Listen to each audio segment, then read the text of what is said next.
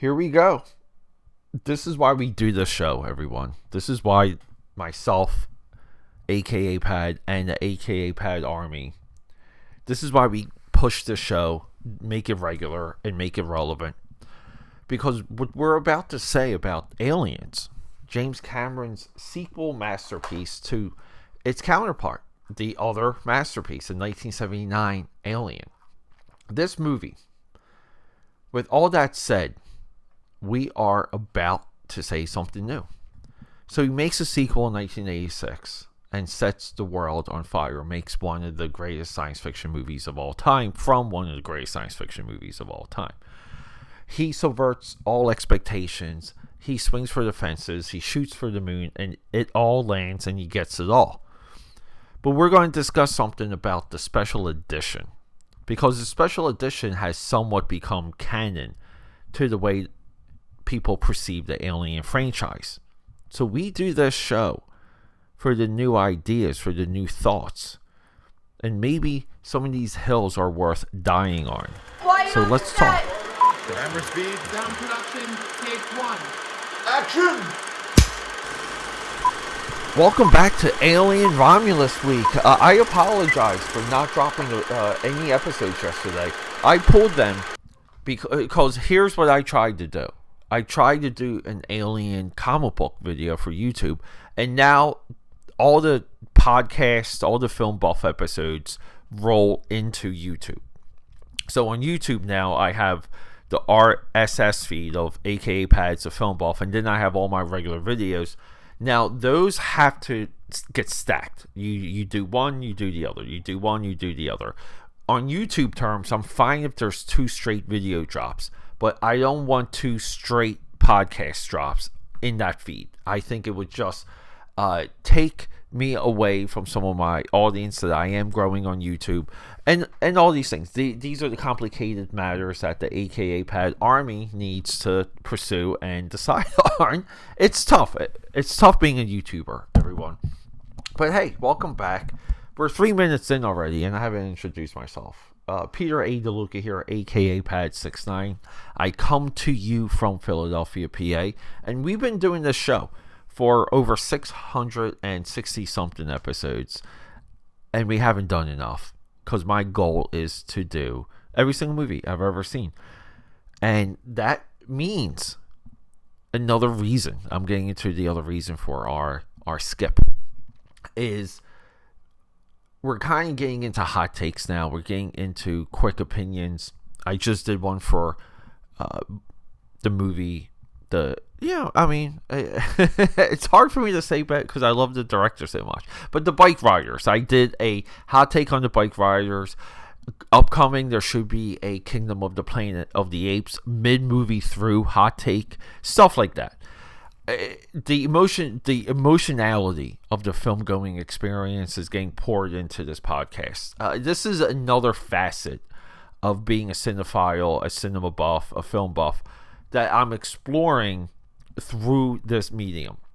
I don't think anyone else is doing it. That's fine. We'll die on that hill, for lack of a better term, in that proclamation. Meaning, we do things here that no one else does. Now, is it entertaining? Is it valuable? Is it worthwhile? I think it is. I think people learn a lot when they hang out with me. So guess what, guys? This is the outlier movie, Aliens. When we look at the entire Alien franchise, I'm even saying, including Alien Romulus, this movie is the absolute outlier. Because it really is an all-out action movie. It's an action bravado movie. Ripley, a.k.a. Sigourney Weaver, is a straight-up action hero. She's not final girl like she was in Alien. She's an action superstar. It doesn't quite fit when we watch these movies in chronological order. It just doesn't. I'm sorry. But here's the other point. I guess we're making 2 really good unpopular points here. Now, that doesn't mean this is not a banger masterpiece, because it is. This movie's fantastic. I mean, Just the frames, just the cinematography, the creature design, the upgraded creature design by the late great Stan Winston. This movie fires on all cylinders, but we sometimes have to take things in perspective in terms of franchises. And this movie doesn't quite fit, doesn't quite hit. But with all of that said, let's get into the special edition. The special edition, in my eyes, I remember being in Tim D, it was a comic shop. There's this guy, Scott, used to work there. And I was a kid. And he told my father and I of this. He saw a version of the movie where they had these sentry guns.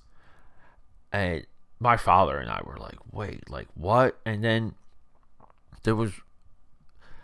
he was up one night. I'm talking, might be like a year later or something. And my father tells me the next day he was watching Aliens, like, came on TV. And he saw the sentry scene. And I'm like, what?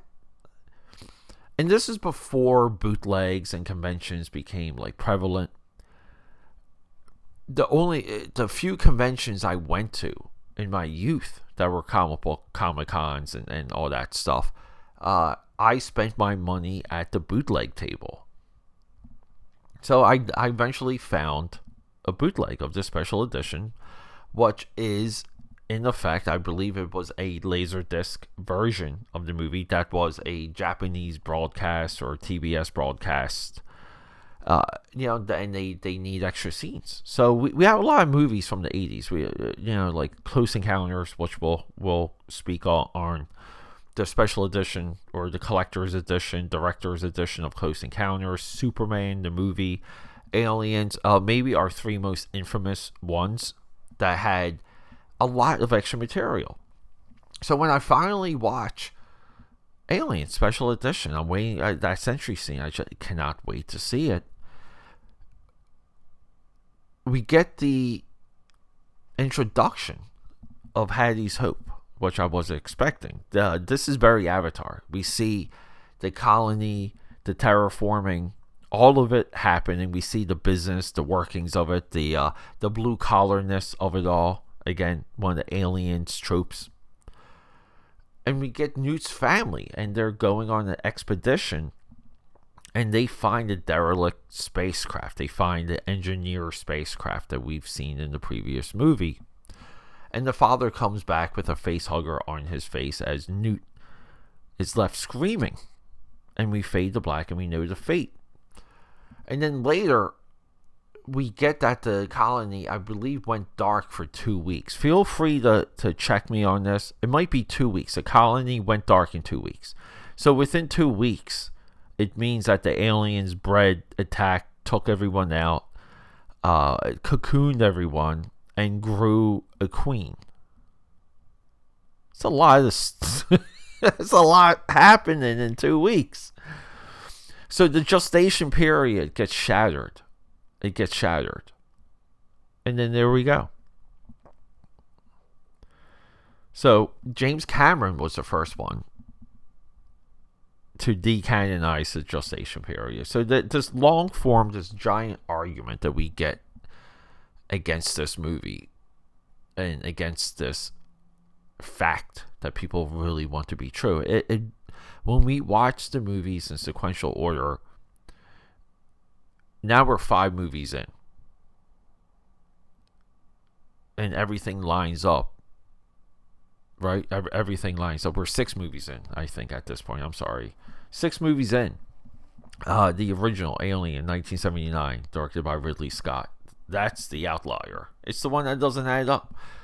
Tone-wise, nothing adds up with this movie. I mean, the beginning, everything with the Marine Corps, the Marines getting taken out. I love the use of acid in this movie. But all that, right? Like, that's great. But then this movie kicks into high gear and it becomes somewhat of a ridiculous action movie. Which is cool, because we do end the movie with a nice, beautiful nuclear explosion.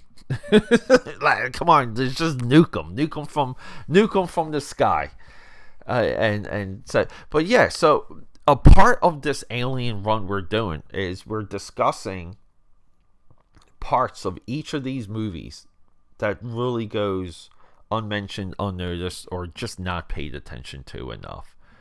And that's why this podcast is important. So let me pat myself on the back. Now, feel free. Like, can we... Let's see. LV26. I don't even know. After contact was lost with the colony representative.